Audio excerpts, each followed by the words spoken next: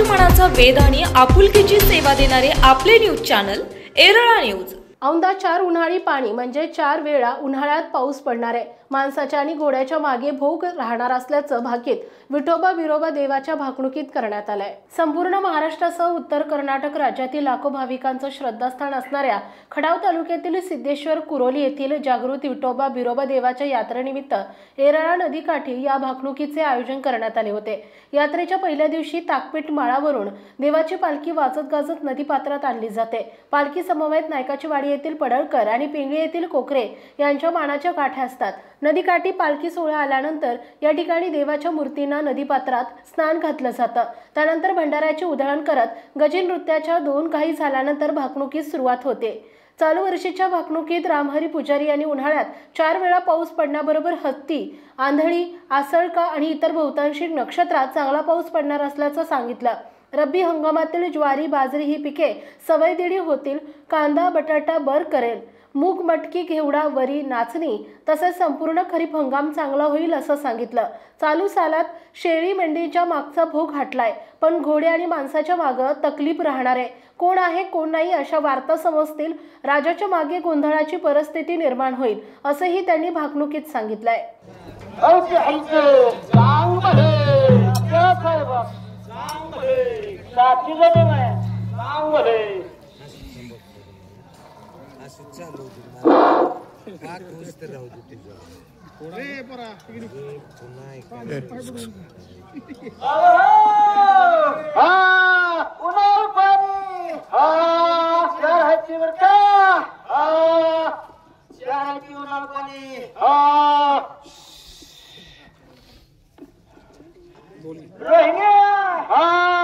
रोहिण्याला सुद्धा जरा जैसन आहे बरं का।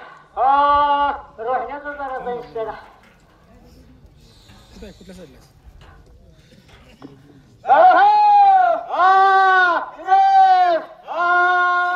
कुठल्या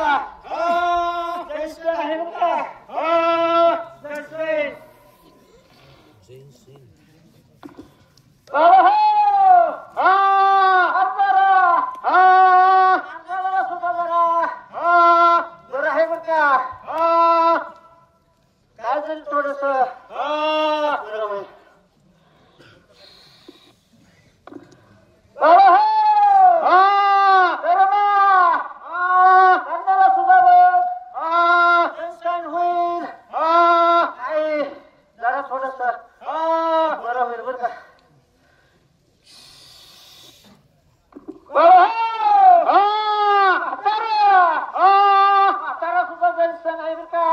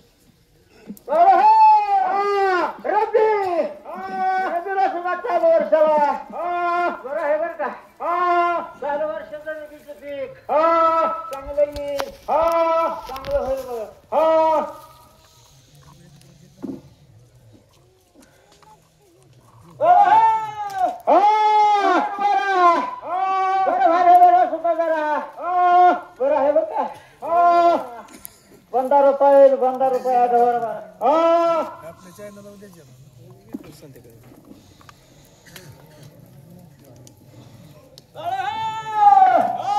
ज्वारी 15 रुपया ज्वारीचं पीक जरा 15 रुपया होईल बरं का ज्वारीचं पीक 15 रुपया होईल